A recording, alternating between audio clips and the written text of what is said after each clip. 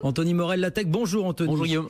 Alors on va aller en Suède. Ils sont 3000 Suédois en ce moment à avoir sous la peau une puce électronique qui leur permet aussi bien d'ouvrir la porte de leur bureau que de payer au supermarché ou de valider leur billet de train. Voilà, un plan électronique inséré à l'intérieur de la main. Ouais, entre le pouce et l'index. Exactement, et qui vous fait la carte bancaire ou la clé, comme voilà, vous voulez, quoi. Exactement. On n'a plus besoin de se trimballer avec son smartphone ou avec sa carte bancaire. Tout est fait avec cette petite puce électronique qu'on implante. Alors c'est une. Ça fait pas mal. Non, alors ça pique un peu, disent ceux qui l'ont fait. Mais enfin, c'est une petite piqûre. Ça prend vraiment 30 secondes. C'est une opération très rapide. Et donc ils se font implanter réellement une puce électronique. On appelle ça des body hackers. C'est-à-dire ils transforment leur corps en fait avec de l'électronique. Bon. Et donc ils vont pouvoir, comme le fait cette dame qu'on voit à l'écran pour ceux qui nous regardent sur BFM Business, badger à sa salle de sport. On peut prendre le train aussi. Il y a la compagnie ferroviaire suédoise, l'équivalent de la SNCF, qui s'appelle SJ, accepte maintenant ces puces électroniques comme billets dans les trains. Donc en gros, quand le contrôleur passe, vous approchez votre main et c'est la main qui bip. Enfin, ça va jusque là quand même. Et puis effectivement, on peut s'en servir aussi pour payer au supermarché ou comme carte de fidélité.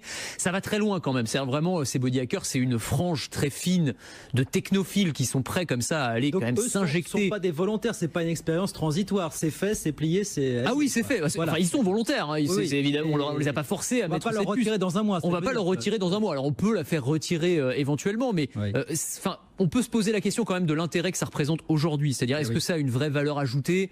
On gagne un petit peu en confort, on n'a plus besoin de sortir sa carte ou son smartphone. Mais enfin, est-ce que le jeu en vaut la chandelle? J'en suis pas sûr. D'autant qu'il y a des interrogations, y compris médicales. On ne connaît pas vraiment les conséquences à long terme que peuvent avoir comme ça l'injection d'un corps étranger à l'intérieur de la main. Et apparemment, il y a de plus d'entreprises qui proposent de remplacer là aussi le badge d'accès électronique par une puce insérée. Oui, alors ça va encore plus loin, mais effectivement, il y a des entreprises, alors en Suède, mais aussi en Belgique, aux États-Unis. La dernière, c'était une entreprise qui s'appelle Three Square Market, entreprise américaine qui propose effectivement, à la place d'avoir un badge, vous avez là encore une puce électronique qui va servir à badger, à ouvrir certaines portes, à utiliser la photocopieuse, à payer son sandwich ou son café à la machine.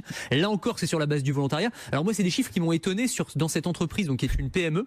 Il y a 80 salariés auxquels on a proposé cette puce et il y en a 50 qui l'ont accepté. Je trouve ça énorme. Je pense pas que si on proposait ça dans la rédaction, il y aurait 2/3 des personnes qui accepteraient. Donc ça m'étonne beaucoup.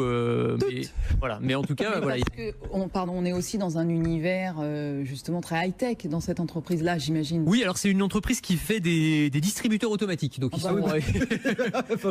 se transforment en distributeurs automatiques. Ouais, c'est ça. Mais bon, voilà. En tout cas, il y a un intérêt certain pour ces technologies qui, encore une fois, pour l'instant, à mon sens, ne servent pas à grand chose. Si même vous le dites. Non, mais c'est ça. Mais à terme, ils imaginent qu'on pourrait intégrer, par exemple, ça peut être un passeport, par exemple, quand on voyage, on n'aurait plus besoin d'avoir son passeport, on aurait tout serait intégré directement dans la main. Avec des puces qui s'inséreront et se retireront peut-être plus facilement. Enfin, éventuellement.